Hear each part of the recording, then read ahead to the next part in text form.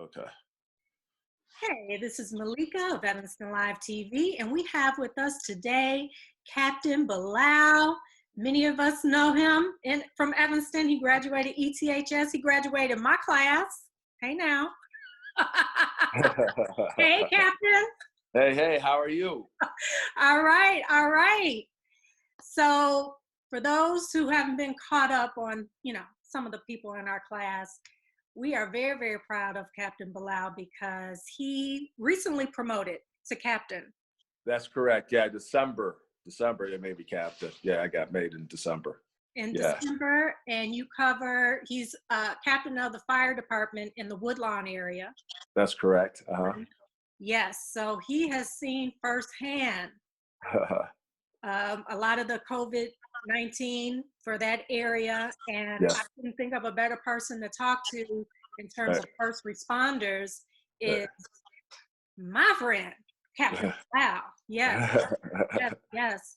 So you and I were talking yesterday, and I mean, you had my heart pumping with what you were sharing and just how real it is. Because I don't think some people are really capturing how real COVID-19 is. So can you share with the people that this stuff is real? Well, I think it's an interesting science fiction story until it hits your home or hits your family. We had a member who recently passed away, Ed Singleton. He wasn't feeling well on the 5th. So on the 8th, because we work every 3 days. So on the 8th, he laid up, meaning he called medical and said, I can't make it to work today. I have some of the symptoms of COVID. I'm not feeling well. And he passed away on the 14th. Wow. So, I mean, in 6 days, that was it. And he wasn't, he was, 55 years old, relatively good shape. I'm not sure about his personal health issues. I'm not privy to that, but he was a firefighter at the Midway Airport, heroic, by all accounts, one of the best men on the job. And 6 days, that was it. What symptoms he was having?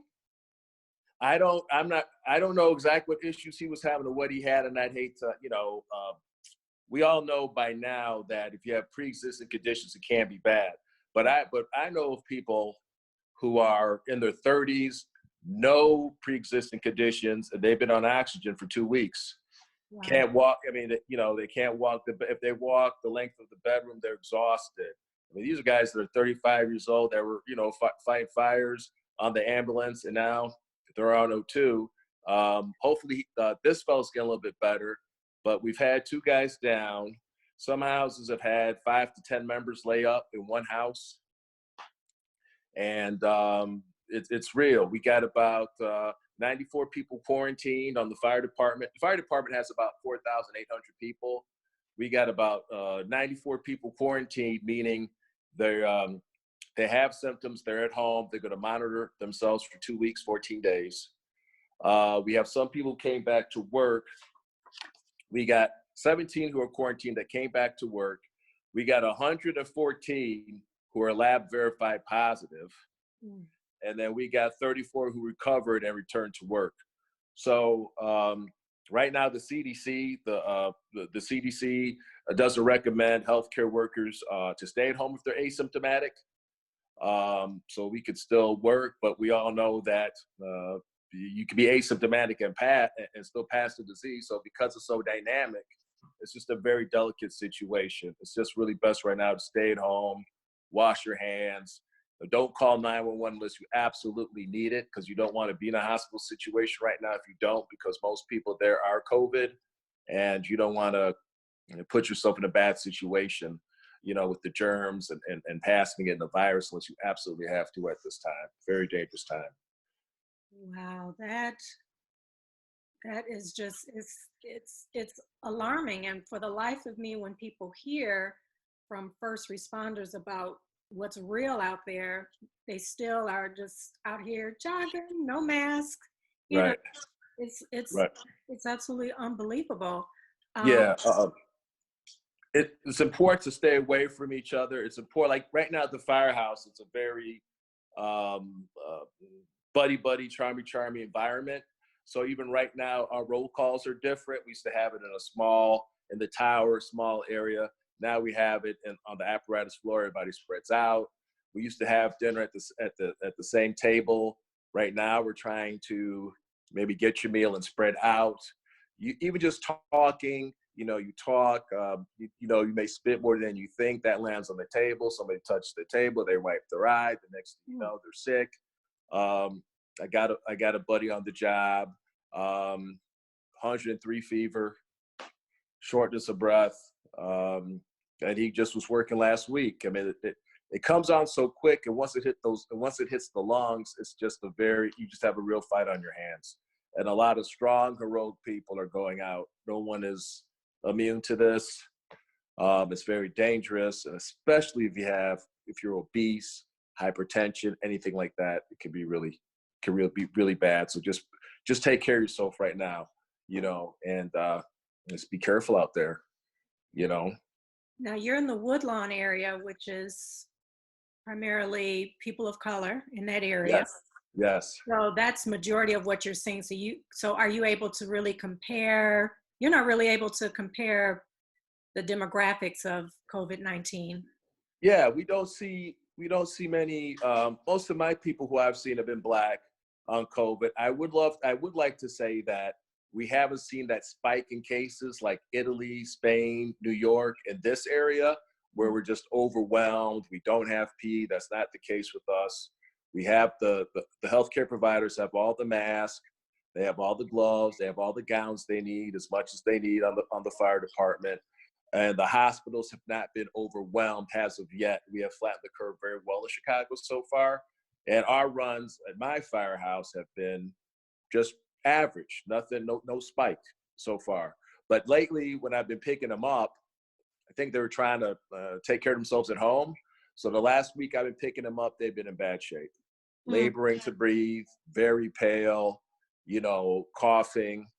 So now that I'm picking them up, they seem to be in a later stage of the COVID than maybe like 2 or 3 weeks ago. Now, like say you have someone who calls 911 and they're not in the later stage. When you all arrive, how do you determine who needs to be put on in an ambulance and taken to the hospital? How do you measure, how do you gauge who you keep at home and just tell them to quarantine or, get the paramedics to take them? Well, usually if they have shortness of breath, or they're laboring, have a respiratory labor, we take them anyway, because we don't know if that's asthma, we don't know if it's a heart attack. We'll take vitals. And if the blood pressure is a little elevated, if they have a past history, if they have an event that occurred, we'll use those determinations. But now with the COVID, what we'll do is we'll have our mask.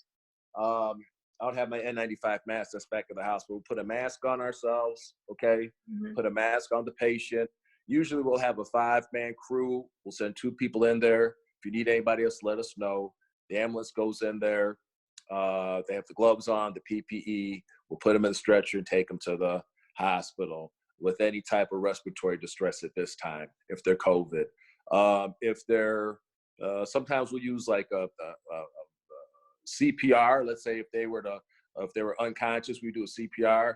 Now that's a different process. First, we do have a bag mouth device where we put like a suction cup over the face with a bag of oxygen while somebody does chest compressions. Now we'll do like a King airway, which is like a tube, and tie that up because we don't want the COVID to aerosol. So we're more careful about our interactions with people than we are now. We'll have the people meet us outside as opposed to go in there. So we're trying to minimize our contact with the person as much as possible, And then so far, like I said, the hospitals have been able to take care of all the people that we've brought in so far. So would you say the firemen, the first responders who have contacted COVID-19 is because there wasn't enough information in the beginning to know that it could be aerosol, that it could, Well, I think the fire department, to give you a very sincere attitude of the fire department. I think that when COVID first came out, people didn't know how authentic the threat was. So I think with the information that we had, the Illinois Department of Public Health, the department had, had attitude to be very careful, like we usually are, assume everybody's contagious. But maybe, just maybe, we could have been a little bit more careful. Since it's a virus, you don't know exactly where you get it from, so it's hard to trace. It's hard to say, well, at this fire, this is where this man broke his leg. That's very easy to trace. With this virus, it's very hard to trace because, you could have got it from this patient, that patient, or whatever the case may be. And now people are getting it asymptomatic and pre-symptomatic. So it's hard to link one's actions to contracting the virus, to be fair. I think we just got it because we're frontline folks, and, we're always we're always there when we need you, but that means that we're sometimes in a precarious situation. And I think we were just exposed, trying to do the best we can with the situation that we had. And I don't know how much different those guys could have acted to preserve themselves. The virus is 50 times smaller than bacteria. Even your N95, there's 5% of microorganisms that can get in there. And a virus definitely, can still fit in there, even with your N95 on. It's a very, it's a very tough enemy to beat. So we got our hands full.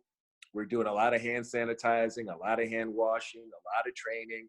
The Illinois Department of Public Health is coming out with continuing education, Region 11, with continuing education almost every day, just trying to keep us as on top of it as possible. But even doing all that, we're still... There's constant new developments like every day. So you all are only operating on what you've been informed about. Right. Now they're saying your shoes are very, they could be tracking in a lot of COVID on your shoes. So now we got a different shoe protocol. Yeah, they said they did a lab and they had a hospital. I'm not sure if it was Italy or China. There was a lot of COVID on the floor. There's no patients that were in the pharmacy, and they found a lot of COVID on the floor in the pharmacy. And they said, well, that was tracked through the shoes. So they say now that shoes are very, take your shoes off before you come into the house, and because your shoes could track the COVID. So that was, like I said, a new development. Now they said you could get it by talking. We didn't know that before. That just by talking you catch COVID. We didn't know that before. So it's a very dynamic situation. We don't know if you have immunity to it if you've caught it. So the people that we're letting back positive, do they have the antibodies? Well, do we have the antibody test? Well, can you catch it again? Is it going to mutate? It's a very dangerous situation right now, but we're doing the best we can to keep the people safe. Well, you're a phenomenal guy, period. Thanks. Becoming a first responder and now promoted to captain, and you're award winning. Look at all the awards behind you. Thanks. Captain Bilal, thank you so much for your service out there and your team. And I can't imagine, I had shared with everyone that, I had to go to the ER and I was tested negative, praise God, for COVID-19. But one of the nurses told me, she said she's never been so afraid to come to work ever in her life. She used to look forward to just coming to work and helping people. And now she said, I am afraid. So for a nurse, the bedside manner part, for a nurse to tell me she's afraid to come to work, I was like, whoa. And that was at the beginning stages of everything.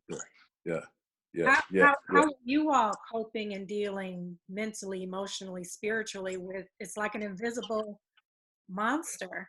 I think at first it was kind of like COVID, okay, it's the flu, okay, we'll be all right, okay. But I think when Mario passed away, I didn't know Mario personally, but usually when the firefighters die, we're very, it's a big deal, it's a big show, it's a lot of pageantry, but this is completely different. I mean, we had to meet at Pulaski in Milwaukee. Then we went to a parking lot, and we just drove. You know, guys were saluting on the side of the road. The fire trucks were up with the American flag, but it did seem more impersonal than it usually is when you're there. But you know, because of the situation, we had to adjust. But the adjustment is hard to take, and it was heartbreaking for me. You know, a hyena like me, I know, you know, I've seen so much that a lot of stuff doesn't get to me, but that really did.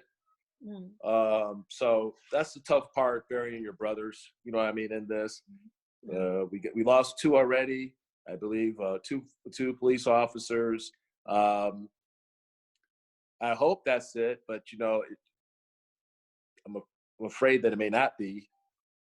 And like I said, you know, when your buddies have 103-degree fever, I mean, that's high. You know, your body's fighting off a virus, and the fact that you know, people are contracting the disease and dying a week later. You know, I mean, that's just so it's so sudden, and so much just taken from you. So sometimes it feels like you get picked off one by one. Like you bumped us. So we had to fire the laundromat the other day. Did a great job at the fire. I come back out to talk to a guy I worked with 15 years ago. He said, "Yeah, remember the engine we were at, engine so and so." I said, "Yeah, I remember." He goes, "Yeah, we got 8 people dead there. And we got 8 people dead there. No, not 8 people dead, excuse me. 8 people testing positive for COVID-19. 8 people on the same shift. 8 people." Wow. So, yeah, that's almost like that whole house is almost, you know, wiped out, you know. Oh my God. So, yeah. So that's what's going on. Yeah. Wow. So, you know, it's a lot of houses that I've worked at before, they've got 10 guys, 12 guys sick, you know, and those are just the people that I've talked to. You know, like I said, it's well, everybody knows we're on the front lines. Everybody knows that, you know, you may not come home if you're a fireman, you know, but this is just a different, like you said, type of enemy. You know, usually it's a fire. We're prepared for, we're trained, we got the equipment, we got radios, we've done it for years, we got a team, we know what we're fighting, you know, we got water, we're just prepared for it. This very dynamic and visible, you know, so you just have to really keep your head on a swivel and try to protect the people and protect yourself. Wow. Right. Yeah. So, yeah, but so far the department's doing very well. I'd give them a good grade so far. Honestly, I would. The district has always provided me with all the PPE I need. They put us in a good information. They're giving us as much information as they can. And I really think we're in a good position to protect the citizens of Chicago at the highest level. So I am proud of what we've done so far. Well, we appreciate you. We are very proud of you, and just the courage, goodness gracious, you got to go in there and help people, just that unconditional help a human being in trouble, and you don't know this invisible monster, you know, you just go in there. So thank you. You're welcome. Chicago, you're welcome. Thank you for all your support. The people of Chicago have been very nice to us when they see us. A lot of salutes, a lot of thank yous. When Mario passed away, a lot of citizens of Chicago came out to say bye to him. That really made me feel good too. And, you know, the city's always been there for us, so it's nice to be there for the city at this time, you know. If there's one message that you can get out to everybody about this COVID-19 situation, what would you say? Probably respect the social distancing when you go out to small businesses. You know, I've been out a couple of times, and sometimes people are whizzing back and forth. Just take it seriously. You know, we're the Black folks are feeling it the most. We're 70% of the victims and 30% of the population. You know, our grandparents have hypertension, diabetes. It's critical that we pay attention right now for our own people, you know, to do well. And if we care about each other, then we should like stay at home, wash our hands, respect social distancing. If you can't get a mask, make one, and let's just try to, you know, support each other right now. You know, let's not violate things that we should be doing and taking it for granted. And then somebody gets sick 2 weeks later, you go home, you're healthy, you get your mother sick, your grandmother sick. I mean, you'd feel terrible about that. So let's just be intelligent at this time and and do the best we can to make it together as a family. All right. Well, thank you, Captain. And You're welcome. I'm praying for you every day because I know you I appreciate it. personally. So you are in my prayers of protection Oh, thank you. every I day. feel it. You Thank you. It's very comforting. I'm glad. Very comforting. Wish I could Very do comforting. more. I really, really do. Okay. But thank you, Captain. You're welcome. You're welcome, and thank you. Okay. Bye-bye. Bye. Okay, you all, this has been Malika, Evanston Live TV. And yeah, this is, whew, I really hope that people are really starting to grasp that this is real, that this is very, very serious. For the most part, at least in the Evanston area, I see people, more and more people now wearing their mask, but you know, I still see some people out there, some joggers and power walkers, just, you know, out there without a mask. You know, and they have to run past each other. I mean, you just don't know. You just don't know. So I say it's just best to be safe. Just wear your mask. Wear your mask and keep your hands clean and practice the physical distance and wipe your groceries down. And now we know, take your shoes off at the door. Most definitely, like, oh my goodness. Fortunately, you know, I take my shoes off, but gosh, there have been times when I have not taken my shoes off. So now we know, thanks to Captain Bilal, take your shoes off and just follow the guidelines. You're saving your life as well as others. So thank you all so much. This is Evanston Live TV. You all stay tuned. We have more experts, more special guests coming on to help us get through this COVID-19 lockdown. Thank you.